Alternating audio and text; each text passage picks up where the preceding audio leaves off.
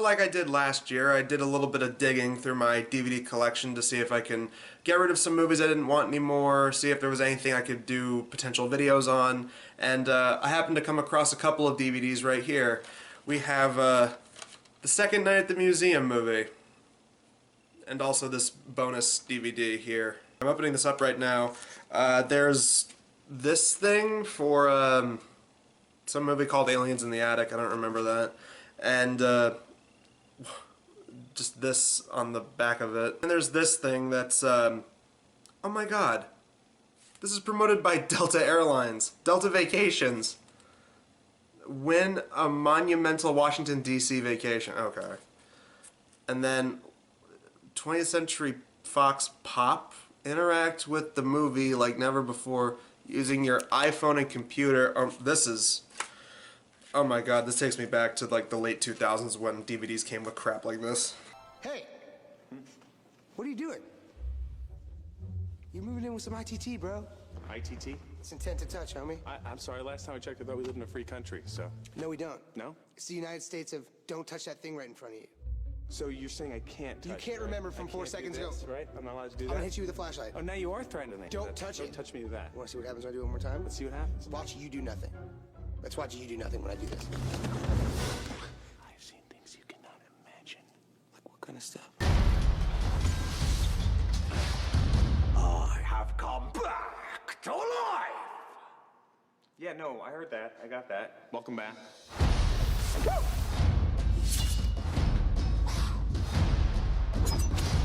Mr. Thinker, we really need someone to translate this tablet. Thinking. Thinking. It's not happening with him. You know, can't all be Einstein. I am, we are, he is, you are, me too. And that's the way, we like it. Great Gatsby. So a while ago I rewatched The First Night at the Museum, and I thought, it's pretty good for what it is. I mean, it's not perfect or anything, but it was a fine enough family movie. It was harmless. And then they decided to make sequels. And you know what? If I can give this movie series anything, at least all the movies were directed by the same person. They didn't switch directors all throughout the movies. These movies kept their integrity. They were directed by the same guy that did Big Fat Liar, and he also did the Steve Martin Pink Panther movies. And unfortunately, he also did The Internship.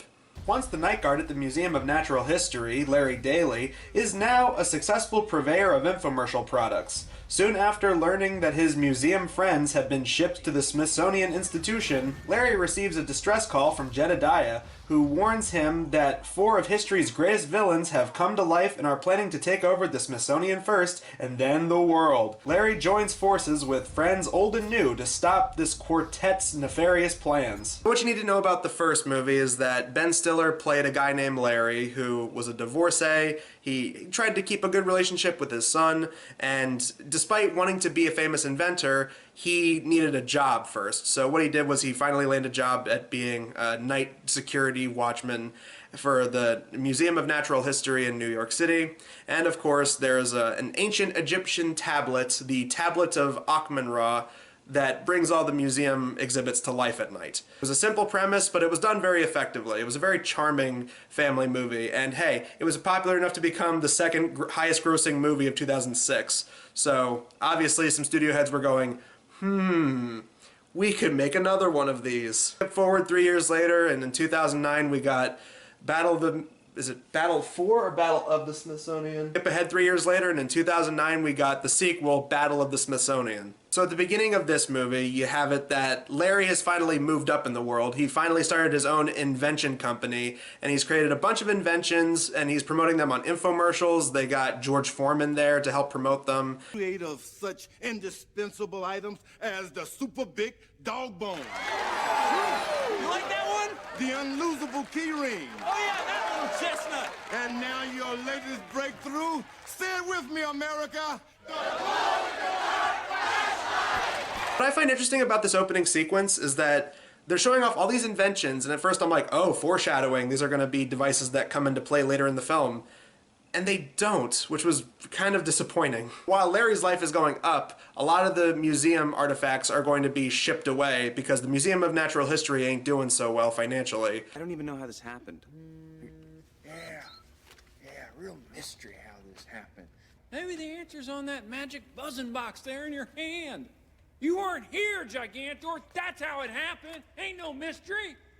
The fact is, Larry, there's no one else here to speak on our behalf during business hours. So while there are a few exhibits that are going to be staying, like the T-Rex skeleton and the late great Robin Williams as Theodore Roosevelt, everybody else is going to be shipped away, and they're not going to take the tablet with them. They're all just going to go back to being inanimate. But then the plot comes a-knockin' because then Larry gets a phone call from Owen Wilson as Jedediah, the miniature cowboy character, and he's on the phone, and it turns out that Dexter the monkey has taken the tablet, and now they're in the fight for their lives because Achman Ra's older brother is now involved, and as he puts it, he is not a friendly. Just where exactly did these exhibits end up? In the Smithsonian in DC. So then Larry has to hang up the phone, he gets his son involved and says, you know what, I need to go to Washington DC and help those guys out.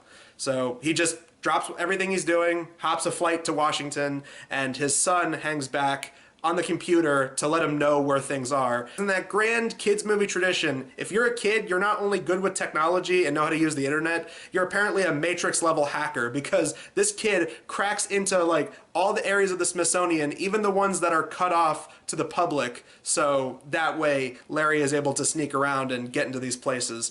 Where are you? Northeast corner of the castle, just off the commons. I need you to talk me to the archives. Okay. At the end of the hall, turn right, and there should be a stairwell coming up on your left. Got it. Now, it's kind of a maze down there. Those underground tunnels connect a bunch of different buildings. So Ben Stiller's character does a little bit of sneaking around during the day, and he comes across the area that Achman Ra's older brother is supposed to be, and where he wants the tablet. But then we get into a scene that was in every single trailer, and it's him and another security guard, played by Jonah Hill, having some banter together. Hey! What are you doing? No touching. No, I wasn't gonna touch it. You're moving in with some ITT, bro. ITT? It's intent to touch, homie. I'm sorry, last time I checked, I thought we lived in a free country, so. No, we don't. No? It's the United States of don't touch that thing right in front of you. Okay, so just to be clear, so I can't do this, right? Okay, that's actually crazy. Did you just make a decision to possibly end your life earlier than you were expecting? I'm gonna hit you with a flashlight. Oh, now you are threatening me. I think. Okay. Do not touch it. Don't touch do me. Do not touch it. Don't touch me. Don't do what? Don't do that. Want to see what happens when I do it one more time? Let's see what happens. Watch you do nothing. Let's watch you do nothing when I do this. And in my opinion, it goes on just a little too long, but I can see why they put it in the trailer, because, I mean, you got two funny guys bantering back and forth. Although, that definitely becomes a lot of the humor in this movie, of people just standing across from each other, bantering back and forth. That becomes a huge part of the movie later on. But the point of the scene is they fight for a little bit, but ultimately it results in Larry being able to snag Jonah Hill's name tag, and his name is Brundon. Not Brandon or Brendan, Brundon. They make a whole joke out of that too. Brundon. Excuse me? Brundon. Brundon. Brundon. Barundon is what they run out to use on your nameplate. He gets his name tag, he does a little bit of sneaking in the back room, so that way he's able to get a night guard uniform for the Smithsonian, and with the name tag he's able to get in all these back areas. And then once the sun goes down and the tablet's magic is activated, then we get to see Hank Azaria as the main villain. Look, I really like Hank Azaria. I think he's a very talented comedic actor, and he's a really talented voice actor, but his performance in this movie is so weird. Like, first of all, he doesn't even look like the Achman Ra guy from the first movie, who I was surprised as hell to find this out. He's played by Rami Malek. Hank Azaria and Rami Malek in this movie are supposed to be brothers. What? But his performance in this movie is so bizarre. Like, he how do I describe his voice? It kind of sounds like he's trying to do Boris Karloff with a lisp. Like, listen to this for yourselves. Now begins the era of Ka-Mun-Ra, because I have come back to... Never mind, just hand me the tablet. He talks like this the whole movie. Not only does Hank Azaria play the main bad guy, he also does a couple of voices for some other characters. Like, he does the Thinker statue, and he does a statue of Abraham Lincoln because, of course, they're in DC. They had to have that come to life as well. Then begins the wild goose chase that is the plot to this movie, of them just kind of running around the Smithsonian's trying to dodge guards and goons and trying to give bad guys the slip, and then coming across a bunch of other famous artifacts and famous historical figures who are played by comedians. First, Common Raw thinks he's won, but then Larry convinces him to go to another box saying it has an even greater artifact, the Cube of Rubik. But then they open it up and it's a giant squid model that they showed earlier, and of course they open up the crate and then the squid just lunges out and attacks everybody. But Larry gets the tablet, makes a quick getaway. You come across one of the many cameos in this thing. You got Bill Hader as General Custer. General George A. Custer, the fighting U.S. 7th Cavalry, at your service.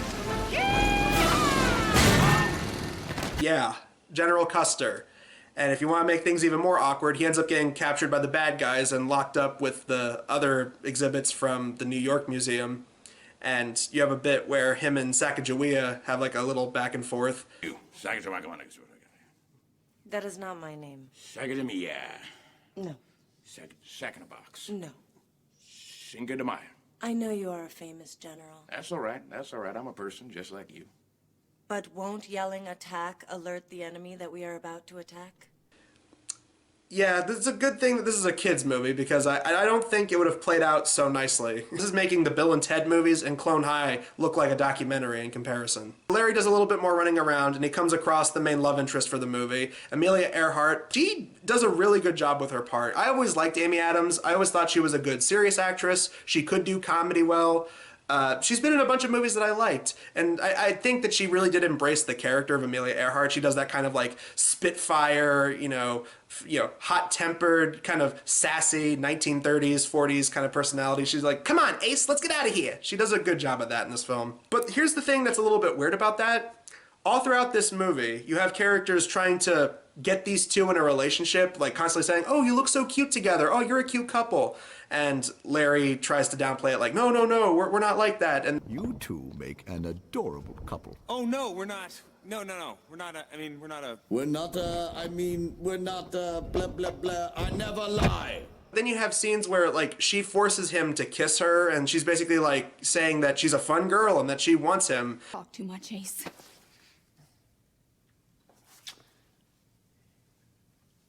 I don't know why I did that, Mr. Daly. I just feel as if I've been asleep for a long time and now suddenly I'm awake.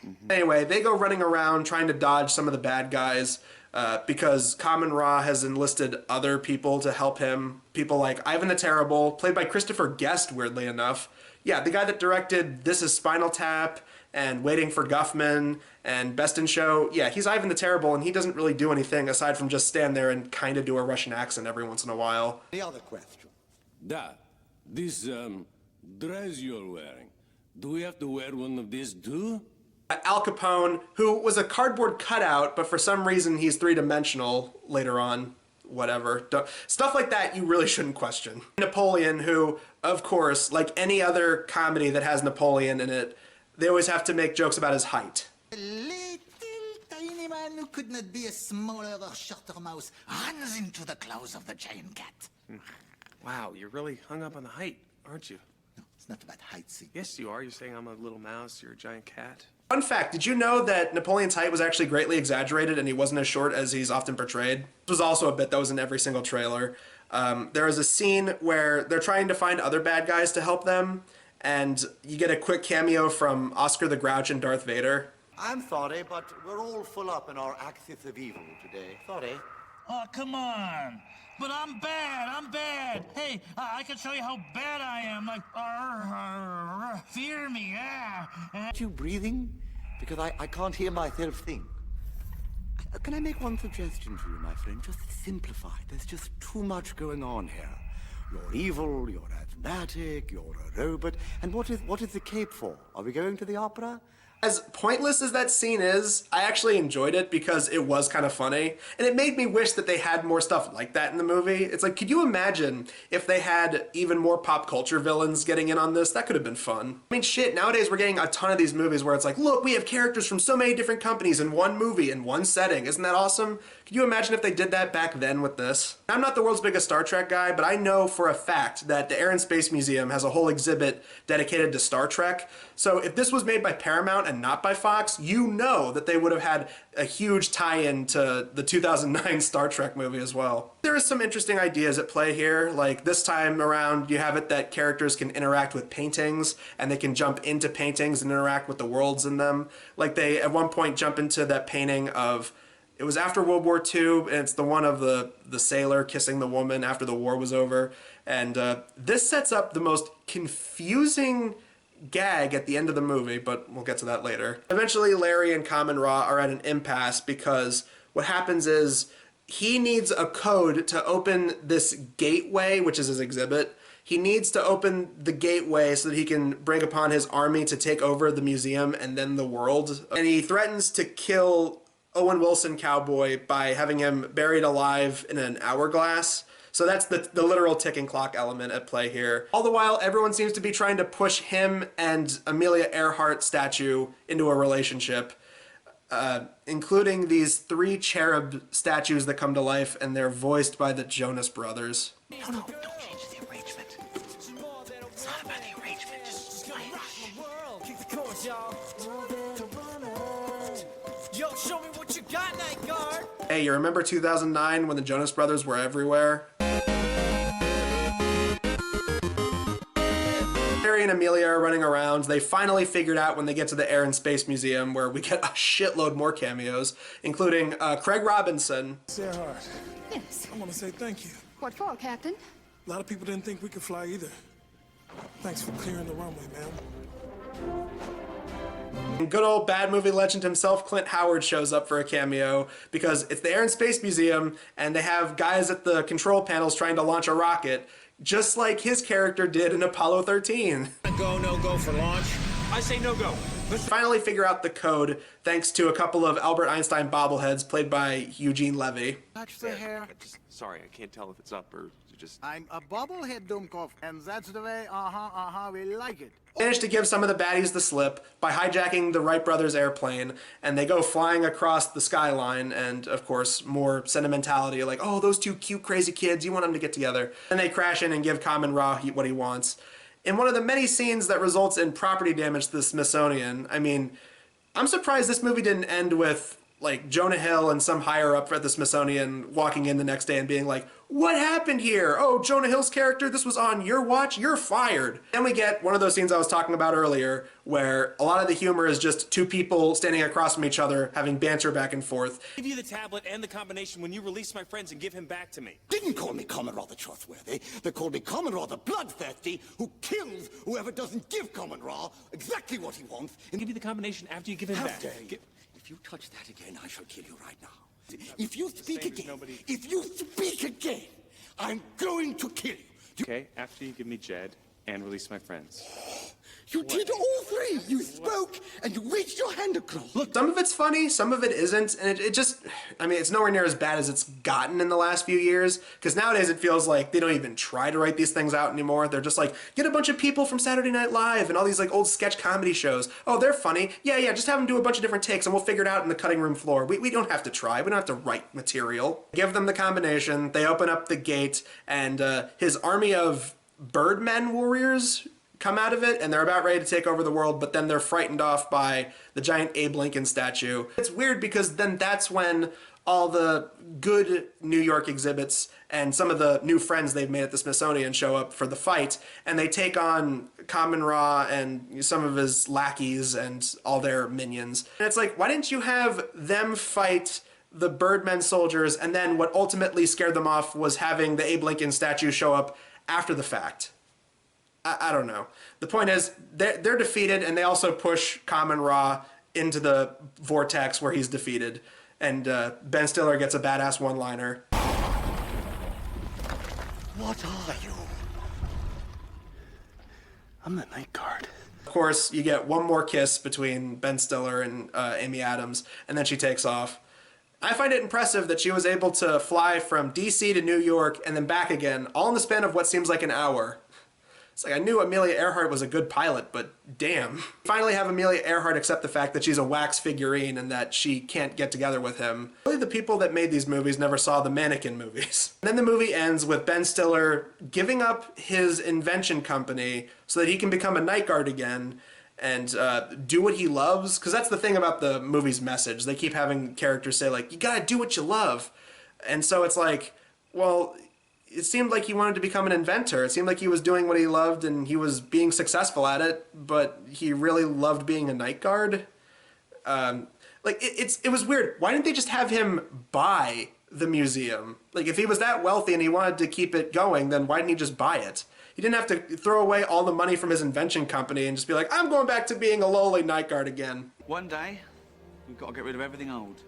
The next, a rich, anonymous donor gives a huge endowment.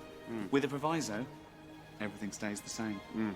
Stiller looks across the way and you see Amy Adams as a normal everyday woman, and he goes over to her, they have a little meet cute, and then they start walking around, and she says that she loves Amelia Earhart. And by any chance related to Amelia Earhart, are you?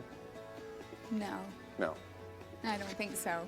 I don't. Of course you're not. I mean, I don't know. I told you, yeah. Maybe not. Maybe I just had to ask. So. And so, yeah, he finally gets together with Amy Adams. And then the movie ends with the weirdest callback in the world because, okay, so when they were in that world of the painting that was supposed to be after World War II, you have Ben Stiller interacting with some sailor who's played by Jay Baruchel, and he ends up dropping his cell phone, and before they leave, the sailor guy is like, hey, mister, you dropped your...